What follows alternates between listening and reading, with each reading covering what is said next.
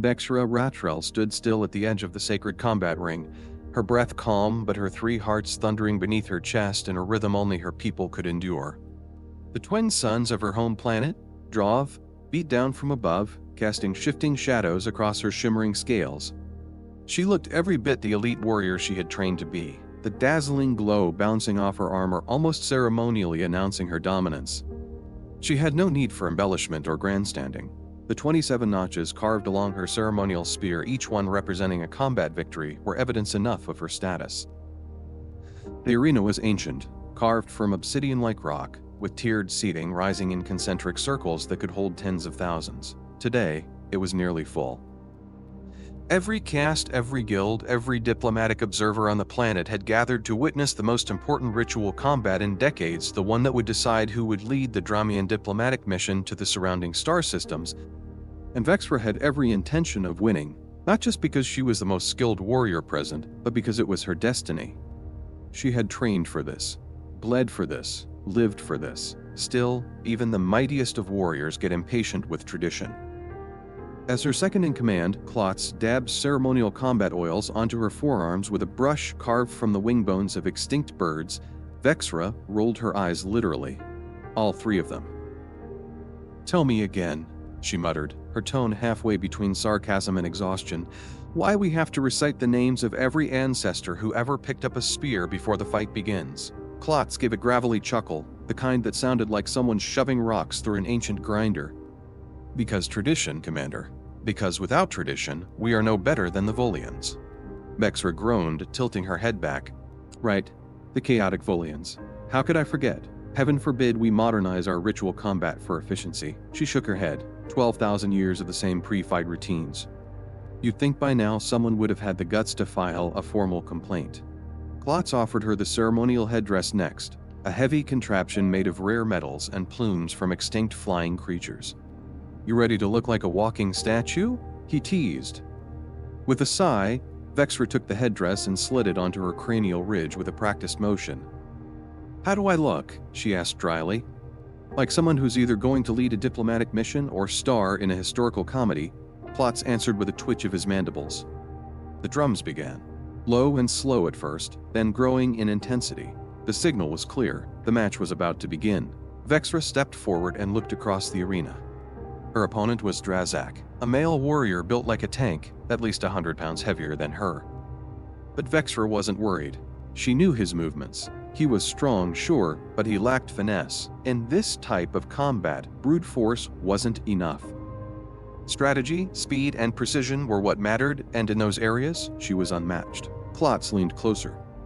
"Remember, Commander Ancient Law states that if your opponent catches your spear during the throw, then I'm bound to them for life." Vexra finished the sentence for him, rolling all her eyes again. "Klotz, that hasn't happened in 8 centuries. I think I'm safe." But fate has a way of laughing in the face of confidence. While Vexra squared her shoulders and began her formal entrance into the combat ring, a ship descended quietly into the atmosphere above an Earth diplomatic vessel named the Peaceful Overture. Inside, Ambassador Marcus Chen sat nervously in the viewing cabin, adjusting his collar for what felt like the 100th time.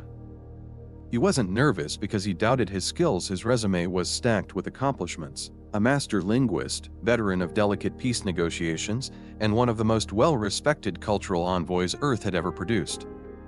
No, he was nervous because this was first contact with a species that didn't look remotely human. 3 eyes, mandibles, bioluminescent scales. This wasn't the sort of crowd that would appreciate dad jokes or gift baskets. And worse, his arrival was apparently smack dab in the middle of a sacred event. "Ambassador Chen will be landing in 3 minutes, the pilot announced through the comms. "Dramian Control has requested that we land on the ceremonial pad. Something about a major cultural event happening at the arena." Marcus groaned inwardly. Wonderful.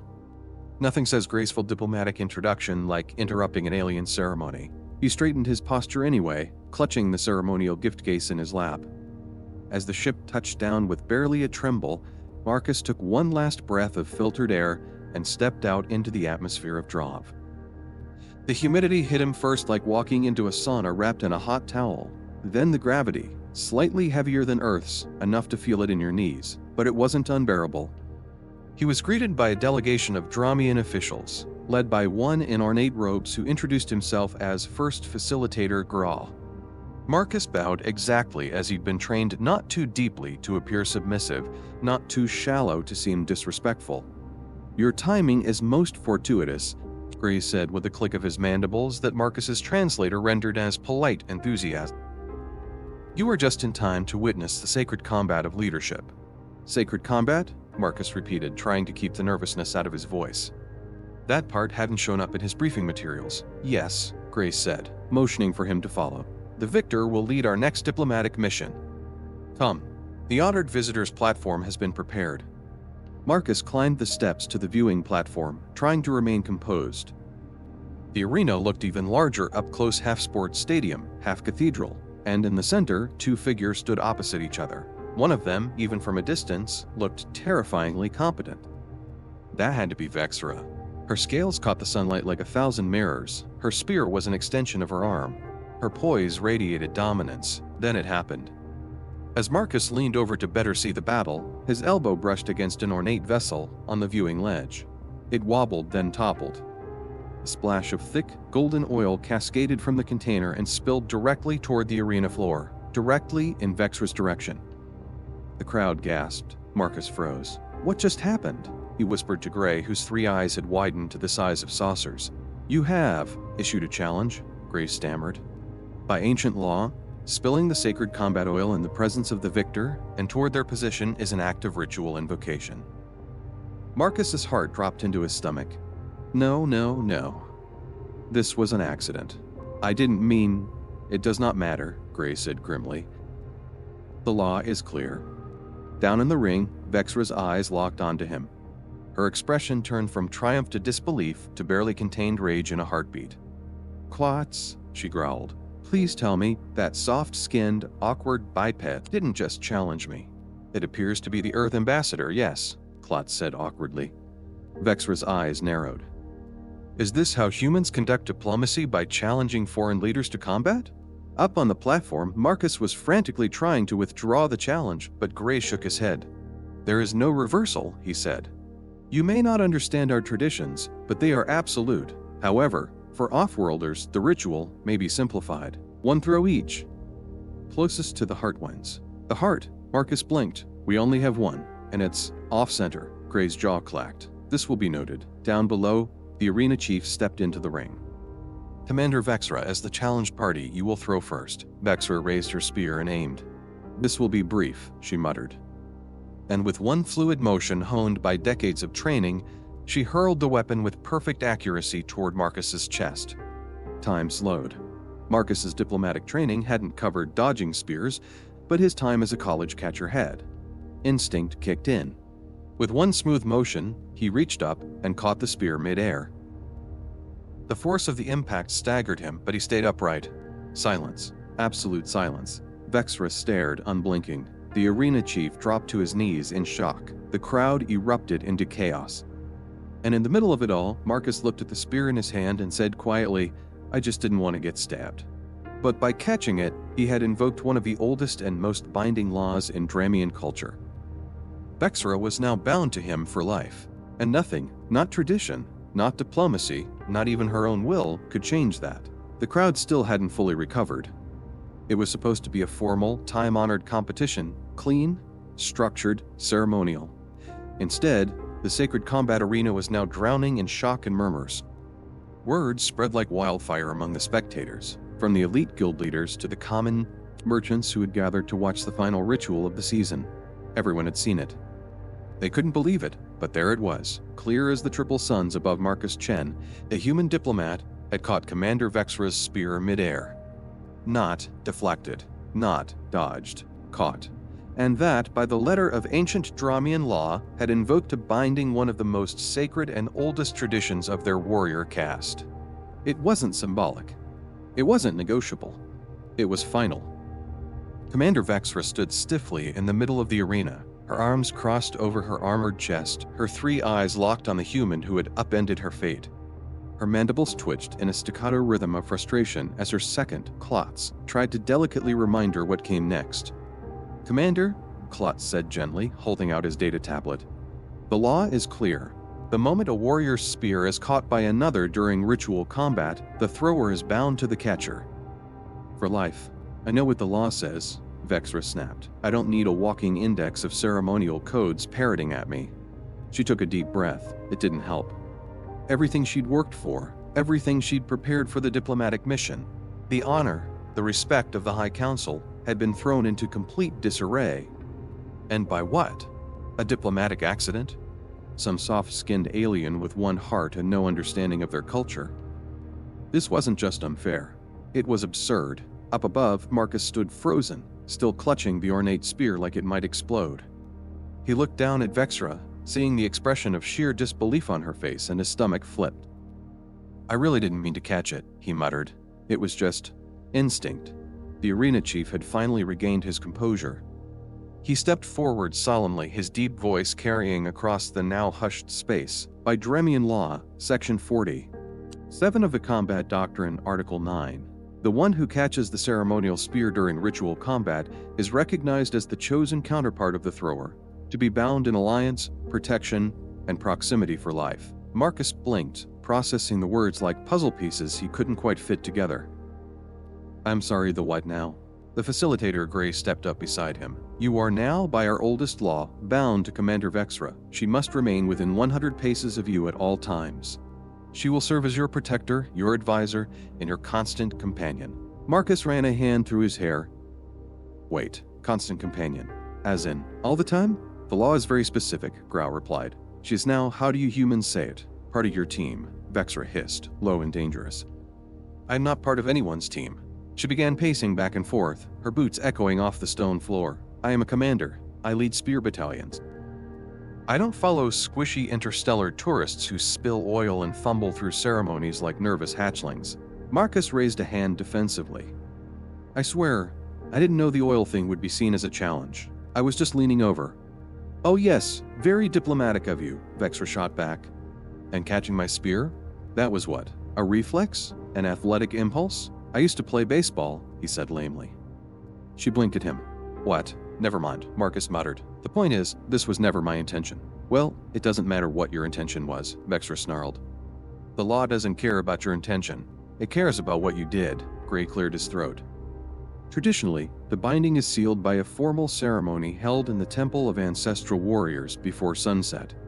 That gives us, he checked his chronometer, about 2 hours. Marcus's mouth fell open. We have to do it today. Yes, Gray replied firmly.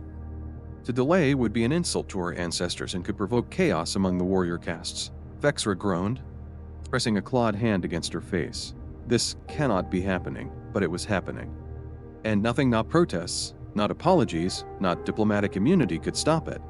They left the arena separately, flanked by ceremonial guards. The crowd parted in silence, some still gasping, others whispering about what this meant for interspecies relations. A few Dramian elders nodded in quiet approval, clearly seeing the turn of events as some kind of omen. In the palace compound, Vexra paced furiously in her chambers while Klotz busied himself gathering her ceremonial armor. It's ridiculous, she muttered. I am the most decorated spear commander in a generation, and now I'm being assigned to some wide-eyed, clueless earthling because he caught a spear. It is the law, Klotz reminded her gently. And you've always honored the law. I didn't know the law would betray me like this. Back in his temporary quarters, Marcus was frantically messaging Earth Command, hoping someone, somewhere, had a solution. All he got back were variations of, do not offend local customs. Try to de-escalate and you're doing great, Ambassador. Doing great, he muttered, reading the reply. I'm about to be married by accident to a giant warrior lizard lady who hates my guts. His aide, Jennifer, peeked her head through the door. Sir, the temple envoy is here. They're ready for the binding ceremony, Marcus groaned. Of course they are. The Temple of Ancestral Warriors stood at the center of Drom's capital, a monument so old that its walls had absorbed the prayers and oaths of centuries. Fossilized carvings lined its towering walls, each one depicting past bondings, triumphs, and ancient duels. Incense burned in heavy clouds, and the heat from the triple suns filtered through stained glass windows, casting strange, colorful patterns on the stone floor. Marcus entered the hall slowly, his ceremonial robes ill-fitting and hastily tailored to account for the sudden turn of events. At the altar stood Vexra, clad in her full armor, bristling with weapons, and looking like she'd rather be anywhere else in the galaxy. "Don't speak," she warned as he approached. "Just nod when they tell you to nod." Marcus nodded. The high priest began chanting in the guttural, rhythmic tongue of the Dramians. His voice echoed off the stone with haunting reverence. Assistants brought forth the ancient Book of Oaths, massive, dust-covered, and bound in what Marcus prayed was synthetic leather. Gray stepped forward as the witness. "We gather to honor the binding of the spear, a warrior strike met with a worthy catch, a bond forged in combat and sealed in ceremony. Today the ancient is made new." The ceremony lasted nearly an hour. Marcus repeated oaths he barely understood. Vexra glared daggers at him the entire time. At one point, she actually whispered corrections under her breath whether to preserve the sanctity of the ritual or to avoid further embarrassment. Marcus couldn't tell. Finally, the priest declared them bound. It was done, officially. As they exited the temple into the evening light, Marcus broke the silence first. "So, what now?" "Now," Vexra said stiffly. "We share quarters." Marcus nearly tripped on the steps. "Wait, what?" "By law," she continued, "we must remain within 100 paces of each other at all times. You may choose, my barracks or your compound."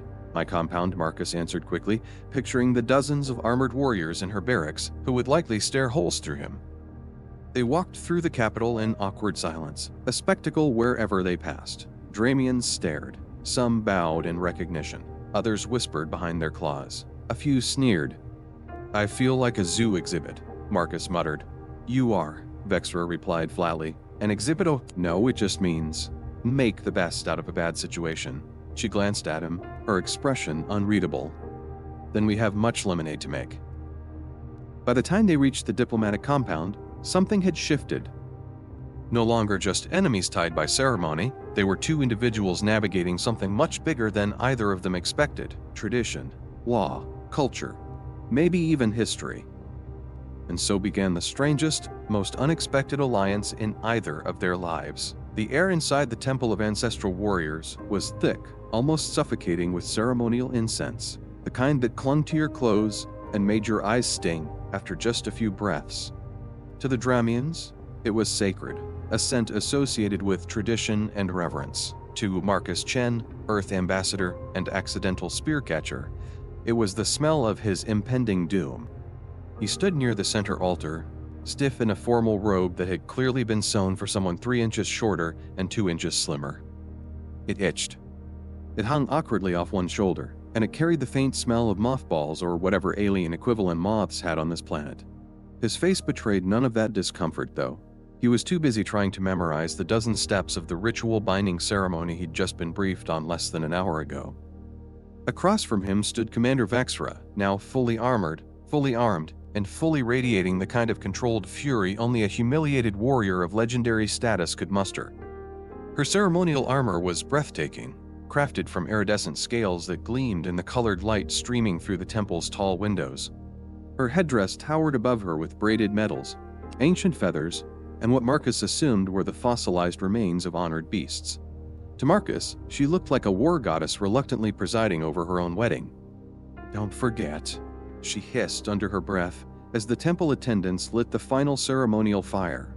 "When the incense turns blue, that's when you recite the oath of mutual protection. Not before, not after. If you mess up the timing, we'll both be committing heresy." Marcus blinked. "Heresy?" She didn't answer. She just stared forward, her mandibles twitching in slow irritation. He nodded stiffly. "Right. Blue smoke. Say the words. Don't cause a diplomatic incident." "Got it." The high priest stepped into view, his appearance so ancient and pale that Marcus couldn't tell whether his scales had always been that color or if time had bleached them to near transparency. He carried a massive book that looked more like a stone tablet than a volume, its pages rigid and bound in something Marcus prayed was not made from sentient material. "We gather," the priest began in a low, almost melodic voice, "to witness the binding of warriors. A bond formed in combat, sealed in ceremony, to last until death separates." Marcus's stomach flipped. That sounded a little too permanent. The next hour was a blur. There were chants in old Dramian dialects that Marcus couldn't even begin to mimic, so he just mouthed the phonetic translations his earpiece fed him. There were steps forward and backward, bows at specific angles, and hand gestures that had to be timed to drumbeats echoing through the temple halls. Vexra did it all with flawless precision. Marcus did not. He missed 2 hand gestures, tripped slightly over his own robes, and at one point nearly bowed too deeply, an act which would have symbolized subjugation. Vexra whispered, sharp corrections each time, her tone more annoyed than angry. Despite her frustration, she didn't let him fail, and finally, the incense turned blue. Marcus inhaled, braced himself, and began the ancient oath. In the presence of my counterpart, and under the eyes of the ancestors, he began, voice steady, I pledge protection, trust, and unity in all matters, both foreign and domestic. Our paths now converge, our destinies entwined, our futures shared until life ends or law releases. The priest gave a solemn nod. The bond was sealed, and just like that, they were bound by law, by tradition, by an accident Marcus still couldn't wrap his head around. As the temple cleared, the officials, priests, and warriors respectfully departing, Marcus and Vexra remained standing, unsure of what to say. So, Marcus started awkwardly, shifting in his robe. Do we sign something? Is there a certificate? Binding receipt? Vexra stared at him like he'd grown a second head. No, the ceremony is the contract. And the law is already in effect. She turned on her heel and strode toward the exit, her ceremonial cloak billowing behind her. Marcus followed, catching up as they stepped out into the violet glow of the triple suns beginning to set.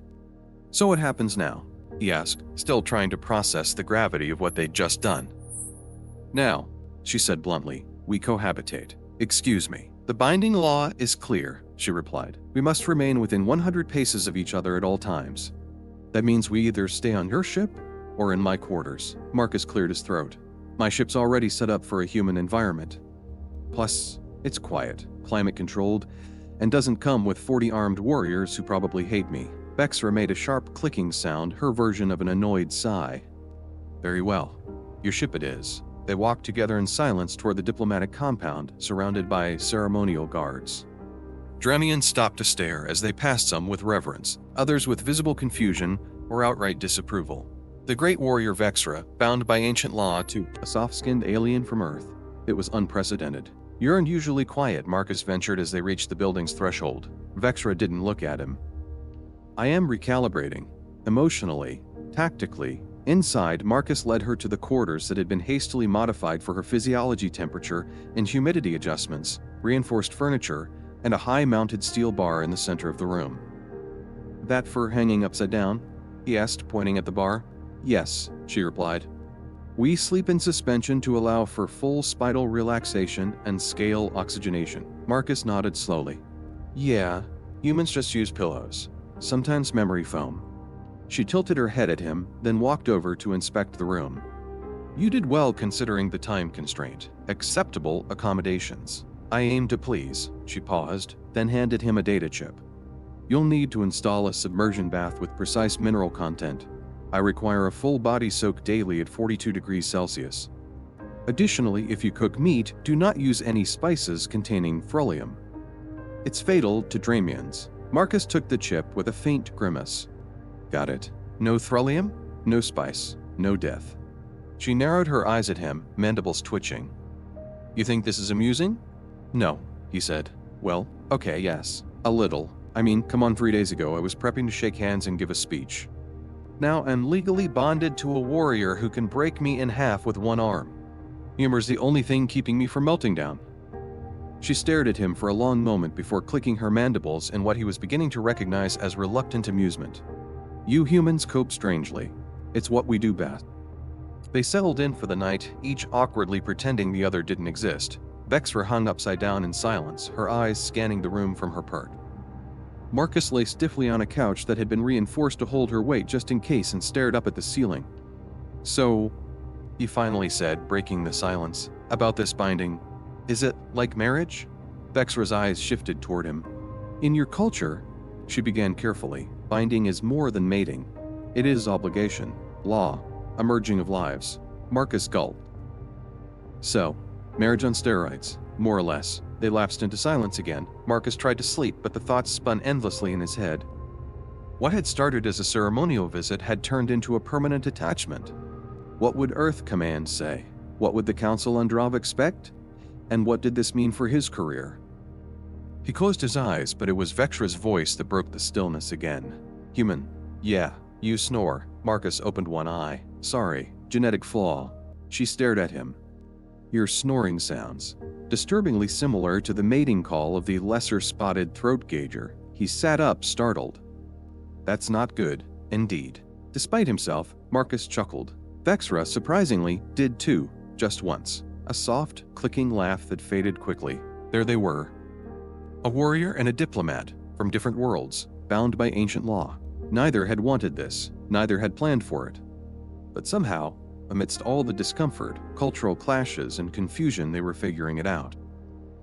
And as the last light of Drem's suns dipped below the horizon, casting the compound in deep gold, Marcus whispered to himself, okay, maybe we can make this work.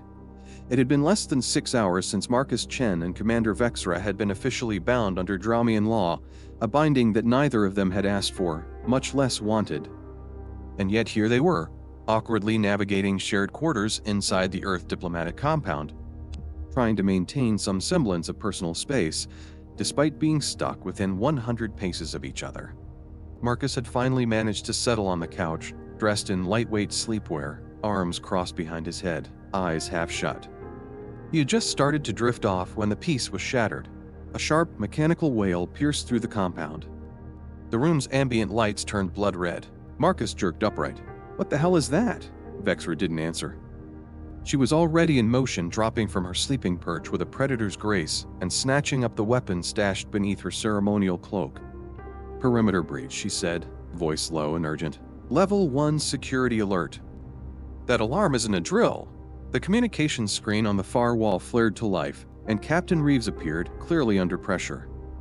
His uniform was unbuttoned at the collar and smoke curled in the background. Ambassador Chen, Reeves barked. We've got a situation. 3 Krovac warships just entered the system. They're jamming communications and have issued a broadcast demanding the immediate surrender of both Earth and Dramian representatives. We believe they're preparing for a ground assault. Krovac? Marcus repeated, pulling on his pants in a hurry. Who the hell are the Krovac? Vicious raiders, Vexra answered sharply, already clipping on her armor. They prey on developing diplomatic ties. They attack just as 2 species are forming alliances, hoping to sow distrust and fracture relationships before they stabilize. Marcus's blood went cold. So if they take one of us, or worse, both, they win, Vexra said grimly, and both our worlds lose. A pounding at the door cut through the rising tension. Moments later, First Facilitator Gray burst in, flanked by 2 guards. His scales had lost some of their usual sheen, replaced by the pallor of stress. Commander Vexra, he said, bowing briefly, the High Council requests your immediate presence. Krovac ships have deployed ground units. The capital is under siege. Vexra stepped forward, tightening the last of her armor plates. Where's the evacuation plan? Gray's eyes darted to Marcus. There isn't one. The Krovac struck the power grid first. Defense systems are running on auxiliary backup, and the spaceport is already compromised. They've deployed ground units near the landing platforms. Extraction is impossible. Marcus clenched his fists. We need to get everyone out of this compound. Now. We'll never make it through the front, Vexra said. Too exposed. We'll be picked off within minutes. Is there another way? Marcus asked, already grabbing his emergency diplomatic kit. Gray exchanged glances with Vexra. It was Klotz entering behind them who answered. There's a tunnel system, he said quickly, beneath the Temple of Ancestral Warriors. It was part of an ancient military infrastructure. Connects to the old bunkers outside city limits. The Krovac wouldn't know about them. Vexra nodded. That's our move. Marcus was already thinking 10 steps ahead. Can you contact Captain Reeves? If we can get the Earth delegation to those bunkers too, maybe he can coordinate a rescue once the Krovac shift their focus. I'll relay the message, Gray said, already stepping aside to signal his team. Just then, a massive explosion rattled the building. Dust fell from the ceiling. The floor trembled. Power flickered. Outside, the sound of plasma weapons echoed off the stone walls of the compound. We're out of time, Vexra said, tossing a small, alien-shaped sidearm to Marcus. Here. It's basic. Aim and press the trigger. Marcus caught it awkwardly. I'm a diplomat, not a soldier. And I'm a soldier bound to a diplomat, she shot back, her mandibles clicking in frustration. So consider it a cultural exchange. They moved through the hallway in near darkness, the red glow of emergency lights casting eerie shadows as distant sounds of battle grew louder. The occasional hiss of a plasma burst or the sharp metallic clash of weapons rang through the halls like bells of war. Vexra took point, her movements fluid and precise, a lethal silhouette against the flickering lights. Marcus followed closely behind, every nerve on edge. He wasn't trained for this, but his instincts sharpened by years of high-stakes negotiations told him survival was now his primary mission. They turned a corner and nearly ran into a pair of Krovac scouts, tall insectoid creatures covered in jagged exoskeletons and carrying barbed rifles. Before Marcus could blink, Vexra had already moved. One step, one strike, two bodies hit the floor. Holy hell, Marcus muttered, clutching his chest as his adrenaline surged. Stay behind me, she growled, never breaking stride. The binding law means I can't leave you, and if you die, I have to explain that to my ancestors. Very motivating, Marcus replied, struggling to keep up. As they reached the ancient entrance beneath the temple, the scent of old stone and oil filled the air. It was clear this area hadn't been used in decades.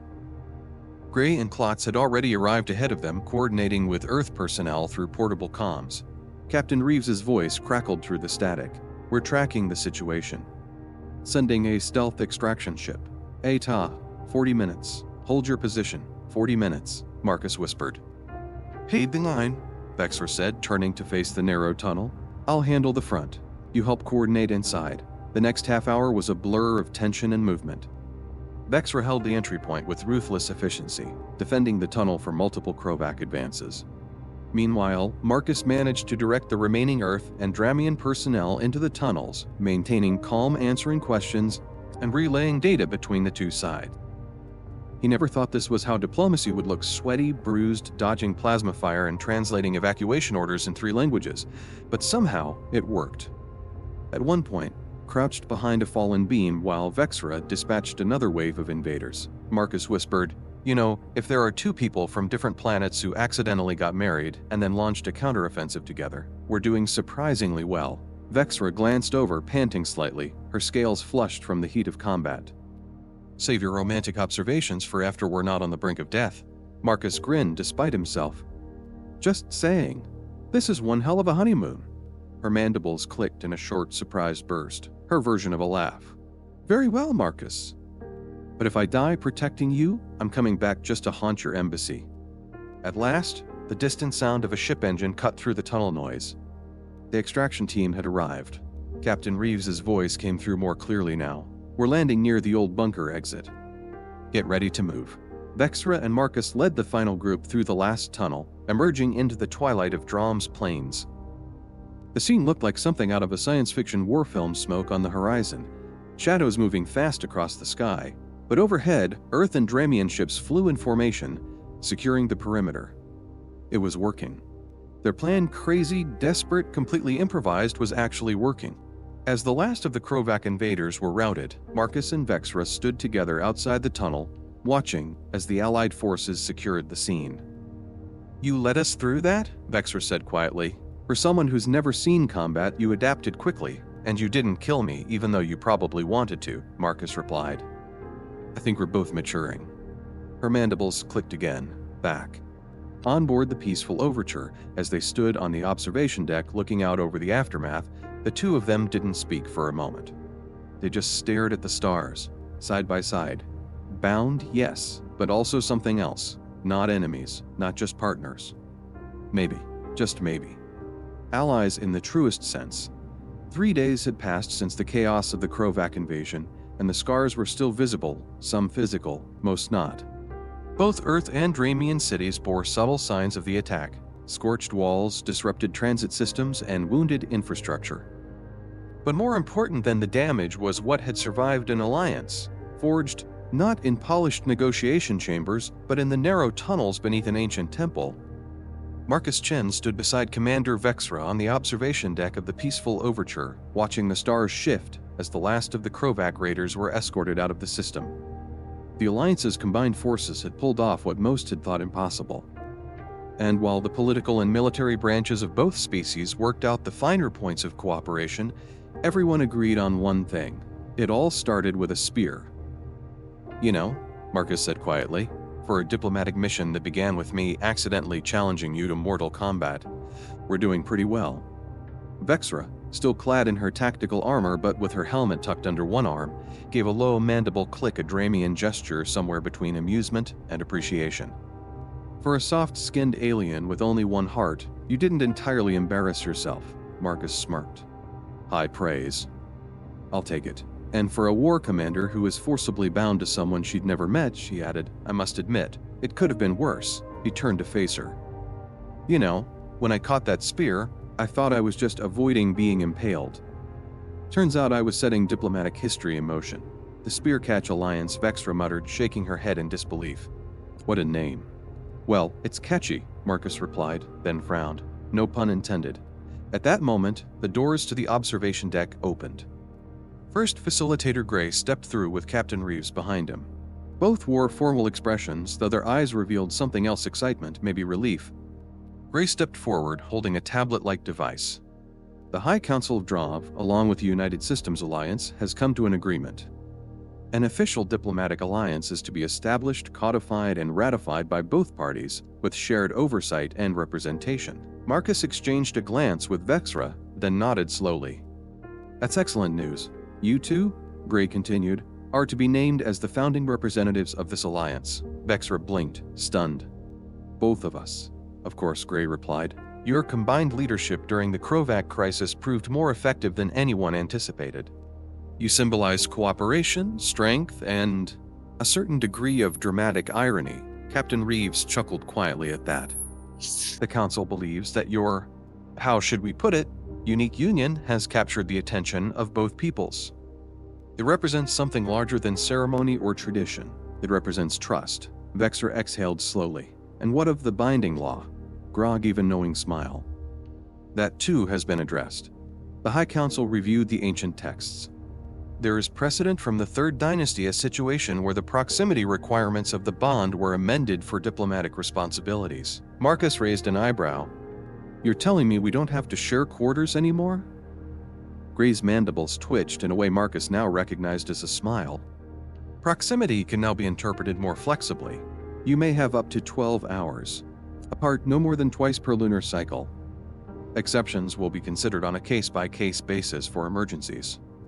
So, we're still bound, Marcus said, just with breathing room. That is one way to phrase it, Grau replied. Vex returned to Marcus, her expression unreadable. Can you accept these terms, Ambassador? Marcus hesitated for just a moment, then nodded. Yeah, I can. It's been strange, sure, but the last few days showed me something. This alliance, it works. And maybe part of that is because we had no choice but to learn to work together. She studied him for a moment, her three eyes narrowing thoughtfully. Very well, then I accept too. Though I must warn you, your snoring still sounds disturbingly like the mating call of a swamp predator. Marcus burst into laughter. I'll see what I can do about that. Gray handed over 2 datapads. Sign here to finalize your roles as Alliance representatives. Congratulations, and may your service bring unity to both our peoples. They signed. With a few taps of their fingers, history was made. Later that evening, Marcus found himself alone for the first time in days. Not entirely alone, Vexra was still within range, resting nearby, but the diplomatic chamber he sat in was quiet. The kind of quiet that let your thoughts breathe. He stared out the window at Dram's 3 moons rising in synchronized arcs. They reminded him of Earth's moon, but somehow more precise, more engineered, like everything on this planet. And yet, for all its strangeness, he felt a pull to this place now. A knock interrupted his thoughts. Vexra entered, not in armor but in ceremonial robes, simple, elegant, and flowing with the colors of her caste. Her presence still commanded the room, but there was something more relaxed about her tonight. You look different, Marcus said. No weapons, she replied dryly.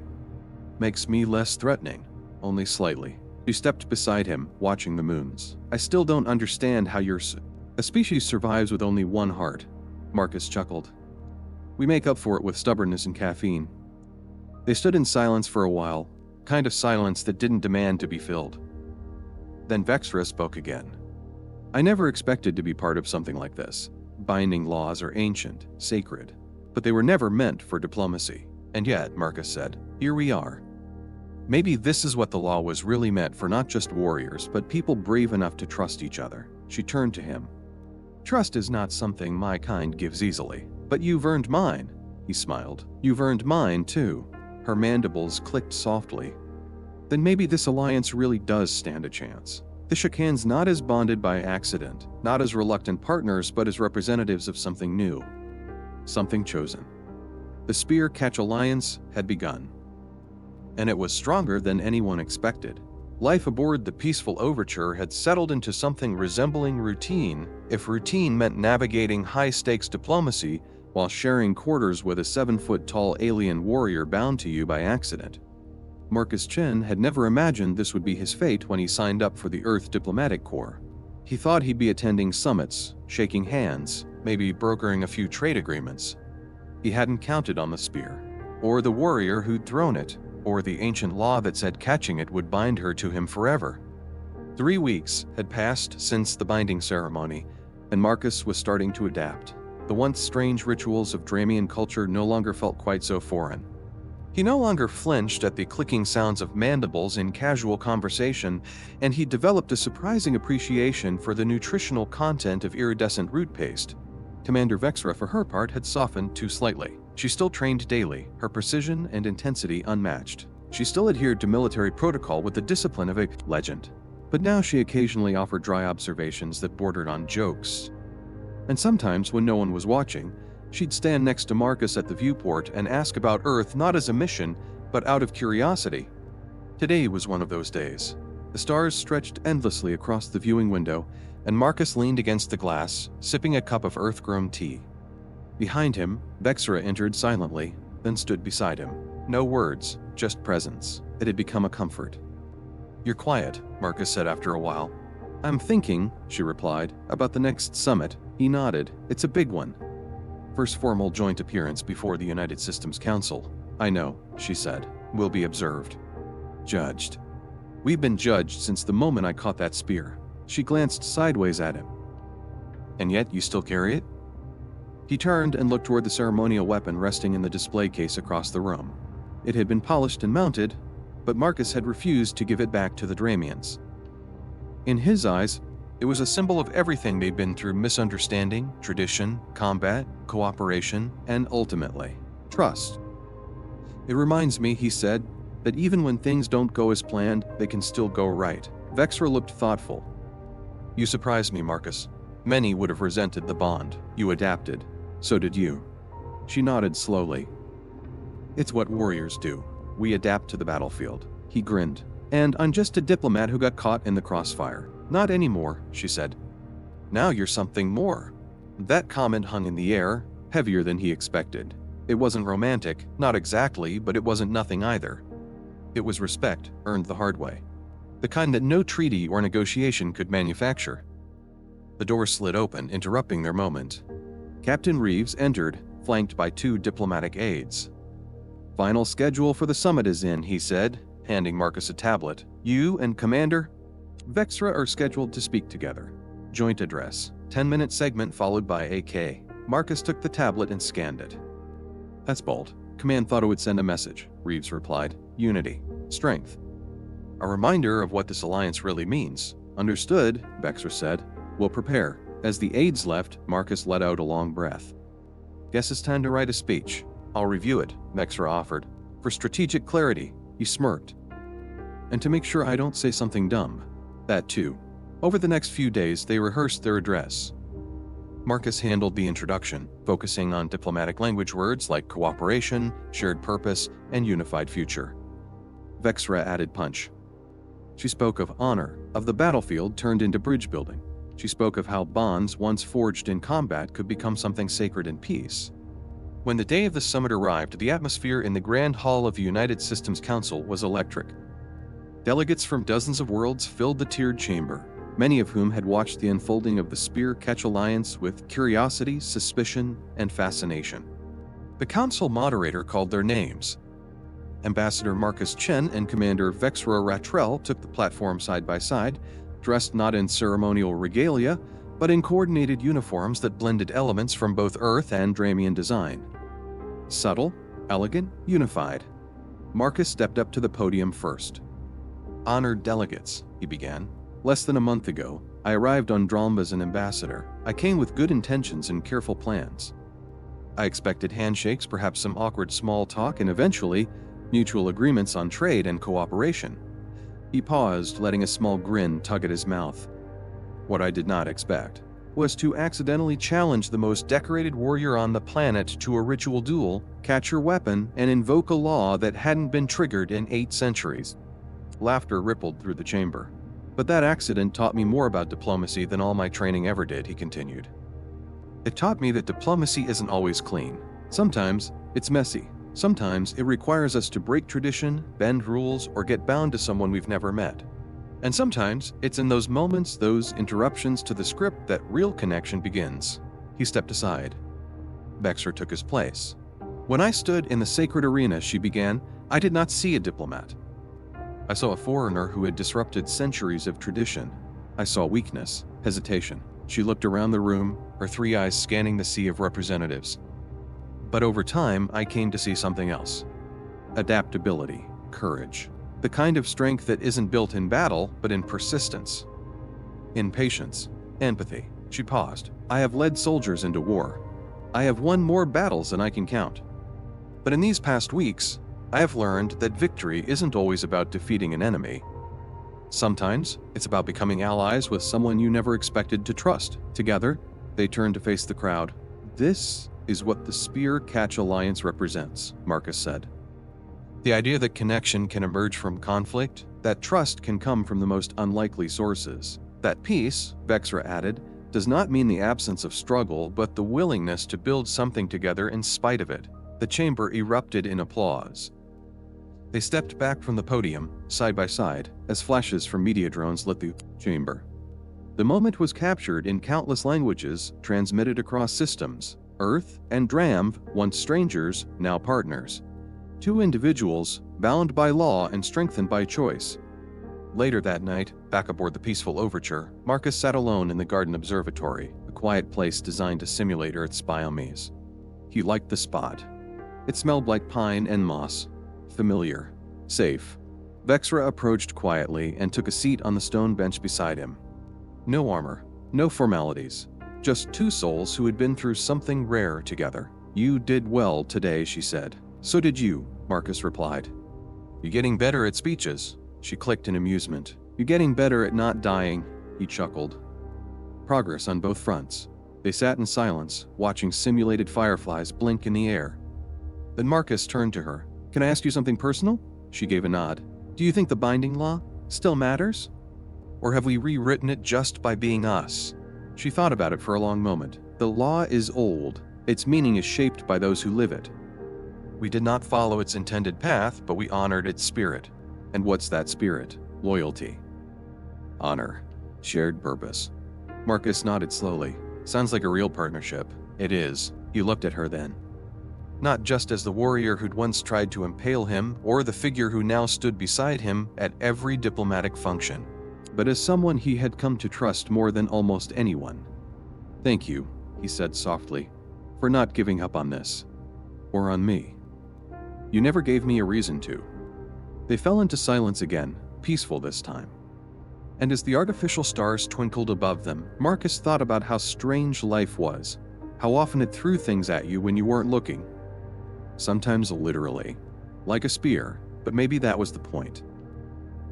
Maybe the real beauty of diplomacy, of partnership, of life, wasn't in getting everything right, but in learning to rise when things went wrong, in recognizing opportunity within disruption, in being willing to reach out even when it hurt. Final reflection. What the story teaches us in our world. We may never be bound to someone by catching a spear, but we often find ourselves unexpectedly tied to people, situations, or responsibilities we never saw coming. Life has a way of derailing our plans, of tossing us into new roles, new relationships, new challenges. And like Marcus and Vexra, we have a choice. We can resist it, fight it, see it as an inconvenience, or we can adapt. We can lean into the discomfort, build new bridges, and discover strength in places we never thought to look. Because in the end, The strongest alliances aren't forged in strategy rooms or written in neat agreements. They're forged in the unexpected, in resilience, in courage, and in the willingness to grow together.